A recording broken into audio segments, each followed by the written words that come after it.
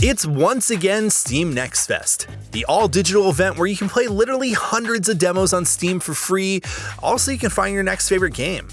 With so many demos to play and the event lasting only a week, it can be daunting to know where to start.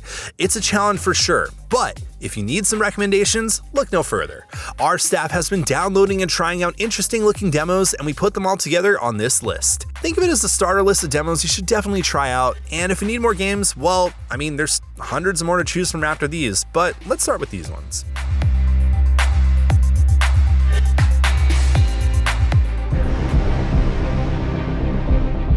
I still play the Monster Train daily challenges on my phone to this day, and I had just finished playing one when I saw the announcement of Monster Train 2 and the demo popped up. So I was pre-grabbed. But so far, I like what I'm seeing. It's not a radical reinvention of the idea, but it's layering on some new stuff like equipment and room cards where you have to upgrade on the fly more, and building resources like Dragon's Hoard and Valor are different enough from the original that, well, it's pretty refreshing. If you like Fire Emblem, you'll love Dark Deity too. As someone who enjoyed the first game despite its rough edges, the sequel is shaping up to be a significant improvement with even more room for player creativity. The standout feature is build flexibility, as each unit has 4 mid-tier classes and an additional 4 high-level classes. My personal favorite unit is the Hunter, who is given the choice of an orangutan, toad, lion, or hyena to fight alongside them. The story has you playing as the children of the first game's protagonist, and I really enjoyed the sibling dynamic along with Alden, a returning character acting as the chill uncle. We've all got one. The demo also showed off some early choices with branching paths, which is promising for a more memorable and replayable adventure. In Out of Sight, you play as Sophie, a visually impaired girl who's trapped in a mansion and trying to escape. You'll see through the eyes of her teddy bear, and you'll have to guide her through environmental puzzles to help her escape the building, while avoiding the adults who want to keep her there. Sophie carries the teddy, which is you, most of the time, giving you a first-person perspective as you play, but in order to climb or manipulate items in the environment, she has to set you down, thus shifting the perspective to third person.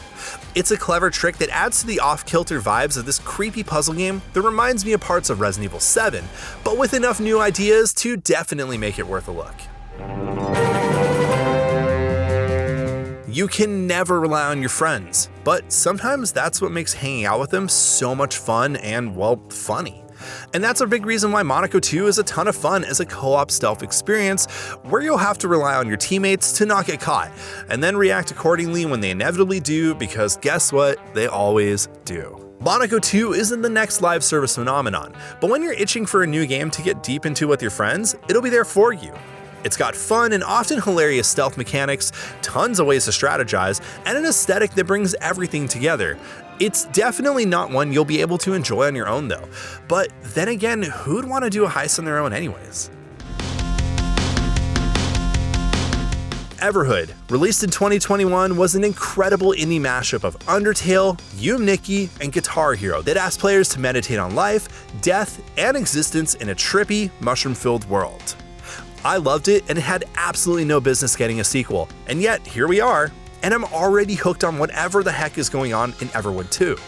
The dance battles are better than ever, its wacky cast has me constantly on my toes, and I have no idea where this wild story about soul weapons and mind dragons is going, but I am absolutely buckled up for the ride. So yeah, you should probably check it out. If you're looking for the speed of a 3D Sonic games with stylings that may have come out of a Dreamcast launch title, Haste Broken Worlds might just be it.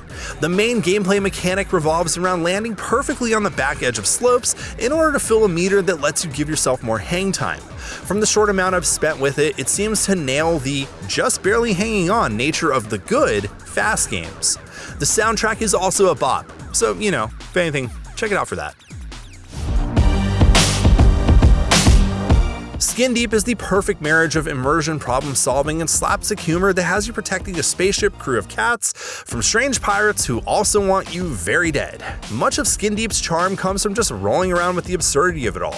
Don't think too hard about why you're the lone unarmed human insurance agent on a ship full of tiny felines, or why the pirates' heads slowly float back to respawn points when they're killed. How you defeat the armed pirates while sneaking through the sandbox-like spaceships is entirely up to you, but what really makes Skin Deep stand out is how all of your tools can also be hazards.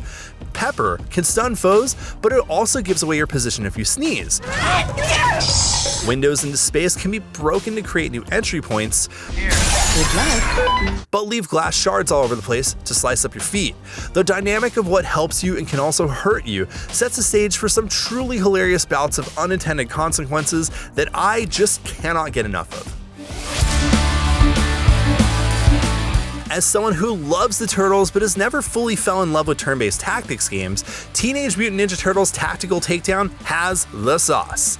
Fast, fluid actions taking place right as you hit the button make it feel less turn-based than other tactical games, and the potential of its story makes it one of my most anticipated games at the moment. Some fonts and UI elements need some work, but that's why it's a demo, and more importantly, that's what Steam Next Fest is for.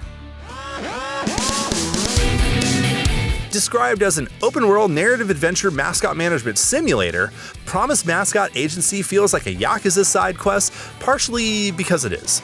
Playing as an exiled Yakuza member named Michi, your new job is to help a cutesy mascot agency find financial success by hiring different mascots and sending them out on events where they can be as cute as they can be, bringing in more fans, and ultimately unlocking more jobs.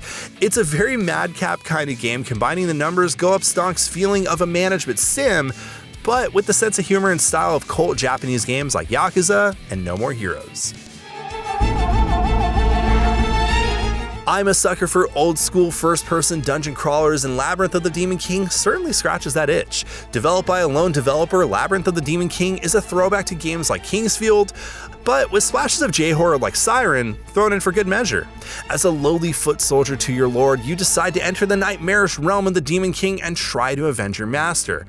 But the hellish monsters and nightmarish version of feudal Japan might not be worth your honor. Great visuals, classic vibes, and a ton of style makes this one demo to keep an eye on for sure.